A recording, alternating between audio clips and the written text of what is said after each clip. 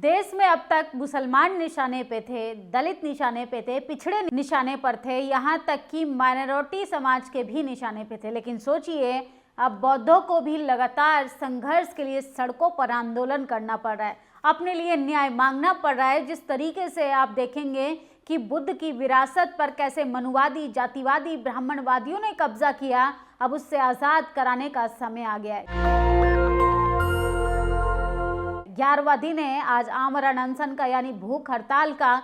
और सोचिए बौद्ध भिक्षु जिनको धम्म पर बात करनी चाहिए, उन लोगों को मजबूर होना पड़ रहा है धरना स्थल पर धरना प्रदर्शन करने के लिए। लेकिन टीवी अखबार ये खबरें नहीं दिखाएगा, क्योंकि आप जानते हैं कि किन की खबर दिखाना देश का टीवी अखबार जरूरी समझता है। अगर आप इस देश में जाति और पार्टी से वैचारिक सहमति नहीं रखते तो आपकी खबरों को भी नज़रअंदाज कर दिया जाएगा। और जो चैनल बहुजन समाज की सशक्त आवाज बनते हैं, उन चैनलों पर भी शिकंजा कसने की कोशिश की जाएगी। बौद्ध धर्म को आखिर अपने ही देश में क्यों इस तरीके से बना दिया गया है कि अपने ही देश में लोगों को बचाने के लिए संघर्ष करना पड़ रहा है। बोध गया महाबोधि बौद्ध विहार को ब्राह्मणवाद से मुक्त कराने के लिए लगातार लोग आवाज़ उठा रहे हैं। लेकिन सोचिए कुछ मनुवादी लोग चाहते हैं कि हर जगह पर मंदिर के पुजारी से लेके और देश के सर्वोच्च पद तक तमाम लोग कब्जा कर कर बैठे रहें, और आम इंसान को क्या मिलेगा? सिर्फ और सिर्फ झुंझुना।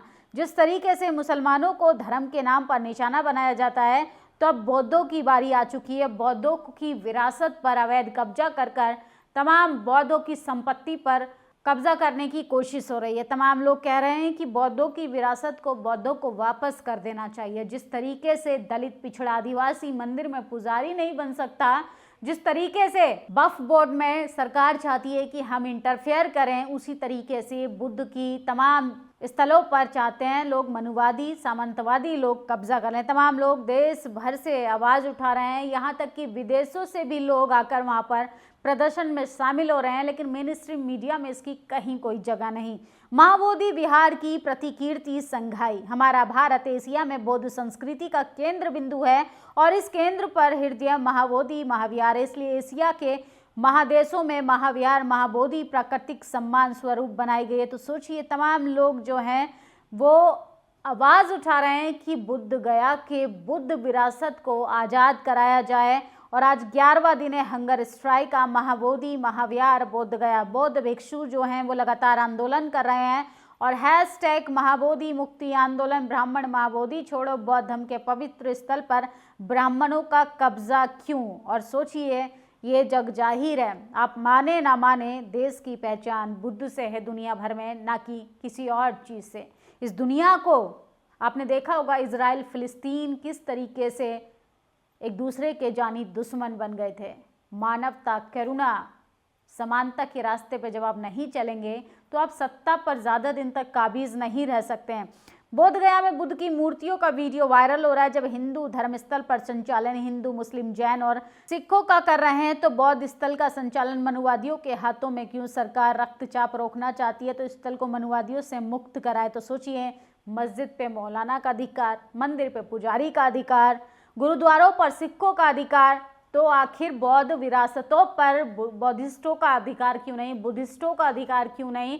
मनुवादियों का अधिकार क्यों? और जो गैर बौद्ध बुद्धिस्ट है उनको इस कमेटी का हिस्सा क्यों बनाया गया है? ये वाजिब सवाल हैं जो देश भर से पूछे जा रहे हैं। और सोचिए किस तरीके से लोग धरना दे रहे हैं, वहाँ पर नेशनल दस्तक की टीम भी पहुँची, और किस तरीके से लोग भूखे प्यासे 11 दिन हो गए हैं अभी भी अनशन पर बैठे हैं। सरकार उनकी कोई सुनवाई नहीं कर रही है।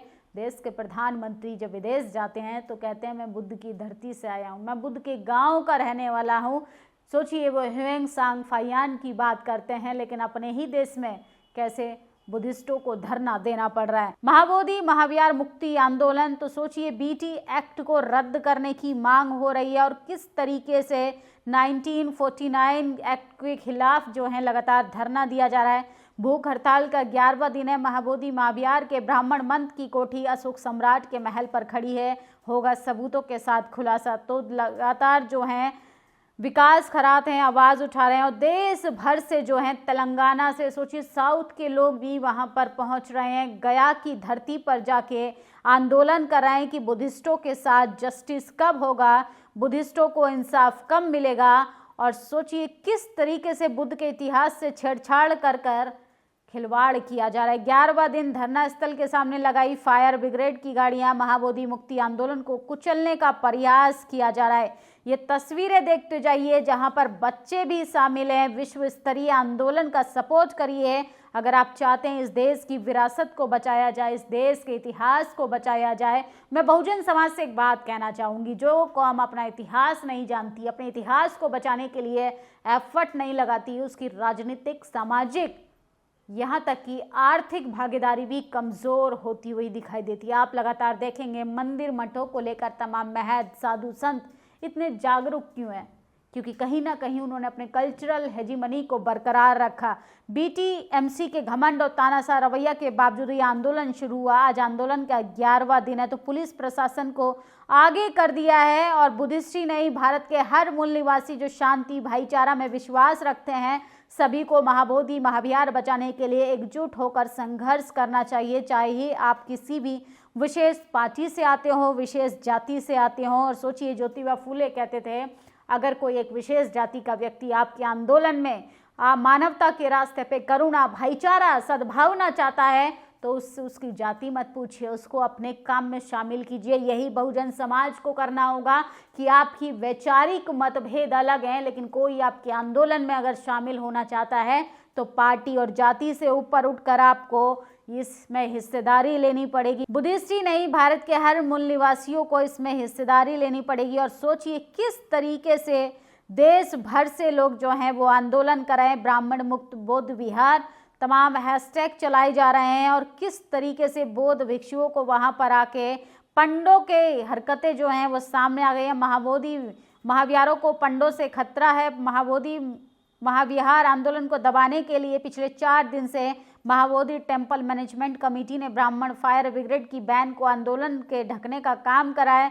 महंत ब्राह्मण की सलाह को किस तरीके से टालने की कोशिश कर रहे हैं और आंदोलन को कुचलने का प्रयास किया जा रहा है। सोचिए इस देश में मंदिर के लिए आंदोलन होता है, इस देश में हिंदू राष्ट्र बनाने के लिए आंदोलन होता है। तमाम बाबा जो है मुहिम चलाते हैं कि हिंदुओं एकजुट हो जाओ, लेकिन सोचिए देश के इतिहास को बचाने के लिए देश के मूल निवासी को संघर्ष करना पड़ता है। अपने ही घर में रहकर, अपने ही अधिकारों के लिए वंचित होकर किस तरीके से लाचार, बेबस होकर भूख हड़ताल पर बैठना पड़ता है, ताकि ये सरकार, ताकि सत्ताधारी लोग ये समझ पाएं कि देश के इतिहास से अगर छेड़छाड़ करोगे तो ज़्यादा दिन तक सत्ता पर काबिज नहीं रह सकते हो।